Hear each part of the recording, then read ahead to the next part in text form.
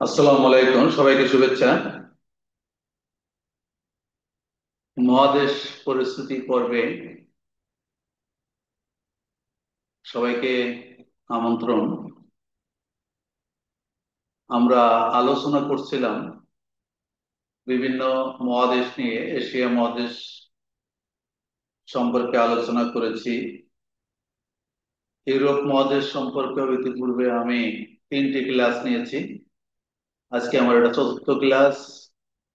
বিশেষ করে ইউরোপের মহাদেশের যে 5টি উপ অঞ্চলে ভাগ করেছি, সেই উপ অঞ্চলগুলোর বিবরণ ইতিপূর্বে আমি উত্তর ইউরোপ এবং পূর্ব ইউরোপের দেশগুলি সম্পর্কে বিস্তারিত আলোচনা করেছি। আজকে আলোচনা করব পশ্চিম ইউরোপ সম্পর্কে। পশ্চিম ইউরোপের দেশগুলির নাম মনে রাখার সহজ কৌশল, এটা ক্লাস করলে আশা করি খুব সহজভাবে এই দেশগুলোর নাম মনে রাখতে পারবে। এখানে আমার নাম সহ ছবি দেওয়া আছে। এটা আমার ইউটিউব চ্যানেল। সাবস্ক্রাইব করার আহ্বান জানিয়ে আমি ক্লাসটা শুরু করব। বিশেষ করে এইচএসসি, বিসিএস, জব এবং অ্যাডমিশন, বিশ্ববিদ্যালয় অ্যাডমিশন, ইউনিভার্সিটি অ্যাডমিশন পরীক্ষায় এই সাধারণ জ্ঞান পর্যায়ে যে প্রশ্নগুলো আসে, এই ক্লাসগুলো করলে আশা করে যাই সম্পূর্ণ উত্তর করা সম্ভব। তাহলে আমি ক্লাসে চলে আসি। আমরা ইউরোপ মহাদেশকে আলোচনার সুবিধার্থে এটা অঞ্চলে ভাগ করেছি। 5টা অঞ্চলে ভাগ করেছি। এটা হচ্ছে স্ক্যান্ডিনেভীয় ইউরোপ অর্থাৎ উত্তর ইউরোপ, পূর্ব ইউরোপ, মধ্য ইউরোপ, পশ্চিম ইউরোপ, দক্ষিণ ইউরোপ।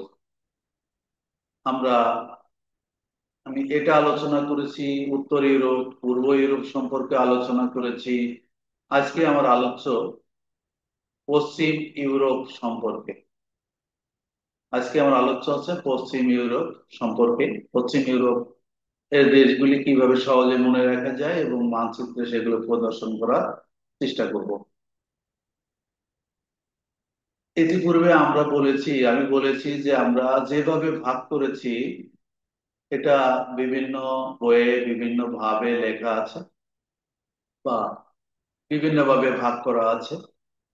তা এখানে যে সিরিয়ালটা আছে, আমরা যেটা জানি যে ইউরোপ মহাদেশে 48টি দেশ আছে। এর মধ্যে ইউএন ভুক্ত দেশ হচ্ছে 46টি। আহ এবং উপ অঞ্চল 5টি অঞ্চলে যদি ভাগ করা হয়, পূর্ব ইউরোপে আমরা দেশ সংখ্যা 7টি দেখিয়েছি, পশ্চিম ইউরোপে 16টি, এছাড়াও আসলে আরো বেশি হতে পারে। উত্তর ইউরোপে 8টি, দক্ষিণ ইউরোপে 11টি এবং মধ্য ইউরোপে 5টি। এই সম্পর্কে আমি আলোচনা করছি।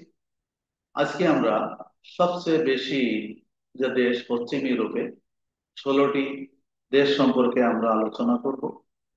তাহলে আমরা আসি যে পরবর্তী এই যে পশ্চিম ইউরোপ সম্পর্কে আলোচনা করতে গেলে আমরা আমি যেভাবে উপস্থাপন করেছি, এতগুলো দেশের নাম আসলে সিরিয়ালি মনে রাখা একটা কষ্টকর বিষয়।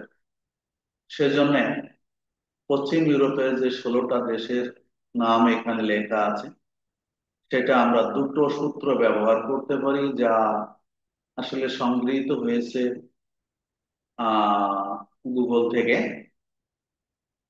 সূত্রটা হচ্ছে যে আমরা দুইটা সূত্র ব্যবহার করি। যে সূত্রটা হচ্ছে ফ্রান্স থেকে একটি বেবি আনিয়ে দাও, যে সাধারণত আঞ্চলিক ভাষায় এই কথাগুলো যদি আমরা মনে রাখি, শুধু ফ্রান্স থেকে একটি বেবি আনিয়ে দাও, আমরা যদি এই ফ্রান্স, তারপরে বেবি এবং আইনে, এই কথাগুলো আমরা একটু এখানে ব্যবহার করি, তাহলে 5টা দেশের নাম পেয়ে যাব।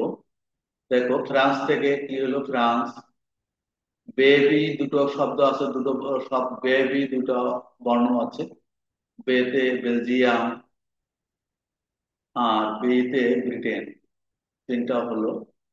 আর আনে মানে আতে আয়ারল্যান্ড আর নেতে নেদারল্যান্ড। তাহলে এখানে আমরা 5টি দেশের নাম পেয়ে গেলাম। কি পেলাম? ফ্রান্স থেকে একটি বেবি এনে দাও। অর্থাৎ ফ্রান্স, বিতে বেতে বেলজিয়াম, বিতে ব্রিটেন, আতে আয়ারল্যান্ড, নেতে নেদারল্যান্ড। এবার আরো যে 11টা রাষ্ট্র আছে, সেই 11টা রাষ্ট্রের নাম মনে রাখতে হলে একটা বড় সূত্র মনে রাখতে হবে। এটা আমার কাছে খুব সহজ মনে হয়েছে, এই জন্য আমি এটা তুলে ধরেছি। লুচাই, পূজা ও মোনা অস্ট্রিয়ান সুই কিনে অ্যান্ডোরা থেকে স্পেন ও ভ্যাটিকান সিটি গেল। লুসাই, পূজা ও মোনা অস্ট্রিয়ান সুই কিনে অ্যান্ডোরা থেকে স্পেন ও ভ্যাটিকান সিটি গেল। এই কথাটা গুলো যদি আমরা মনে রাখি, তাহলে আর এখানে 11টা রাষ্ট্রের নাম আমরা মনে রাখতে পারবো। যেমন লুসাইতে 3টা দেশ আছে, লুতে লুক্সেমবার্গ, এই যে লুতে লুক্সেমবার্গ, সাথে সান মেরিনো, যেটা ইটালির ভিতরের একটা রাষ্ট্র, ইতে ইতালি, ইতে ইতালি। তাহলে আমরা এই লুসাই থেকে কয়টা পেলাম? লোসাই থেকে 3টা, লুতে লুক্সেমবার্গ, সাতে সান মেরিনো, ইতে ইতালি হলো। এবার আসো, এই যে পূজা কথাটা আছে, পূজা, প আর বর্গজ, পুতে পর্তুগাল আর যাতে জার্মানি। পুতে পর্তুগাল, যাতে জার্মানি, আবারও বলি, লুতে লুক্সেমবার্গ, সাতে সান মেরিনো, ইতে ইতালি, পুতে পর্তুগাল, যাতে জার্মানি। দেখো, এখানে কিন্তু 1 2 3 আর 2 5টা দেশের নাম হয়ে গেল। এবার মোনা, মোনাতে মোনাক বা মোনাকো, মোনাতে মোনাক বা মোনাকো আমরা যাই বলি দেশের নাম। অস্ট্রিয়ান থেকে অস্ট্রিয়ান, অস্ট্রিয়া, অস্ট্রিয়ান থেকে অস্ট্রিয়া। সুই থেকে, এখানে সুই থেকে সুইজারল্যান্ড। তারপরে এই কথাটা বাদ দিতে হবে, অ্যান্ডোরা থেকে অ্যান্ডোরা, থেকে স্পেন তো নামই লেখা আছে স্পেন। তারপরে আছে ভ্যাটিকান সিটি। তাহলে আমরা এখানে দেখো, আমরা 11টা রাষ্ট্রের নাম এখানে পেয়ে গেলাম, তাই না? 11টা: লুসাই, লুক্সেমবার্গ, সাই, সান মেরিনো, ইতে ইতালি, ইতে পর্তুগাল, যাতে জার্মানি, মোনাতে মোনাক, অস্ট্রিয়ান থেকে অস্ট্রিয়া, সুই থেকে সুইজারল্যান্ড, অ্যান্ডোরা থেকে অ্যান্ডোরা, স্পেন, তারপরে ভ্যাটিকান সিটি। এইভাবে আমরা নামগুলো কিন্তু মনে রাখতে পারি। আর এই সূত্র দুটো যদি আমরা মনে রাখতে পারি, তাহলে খুব সহজে এই পশ্চিম ইউরোপের দেশগুলো মনে রাখা সম্ভব। এবার আমরা আসি, এটাকে কিভাবে মানচিত্র চিহ্নিত করতে পারি। এখানে আমি একটি সহজ ভাবে দেওয়ার চেষ্টা করেছি। দেখো, এখানে আমি এইভাবে আসবো না, দেখো এখানে 16টা দেশ চমৎকার ভাবে এখানে উপস্থাপন করা হয়েছে। সেটা হচ্ছে, আমরা এখানে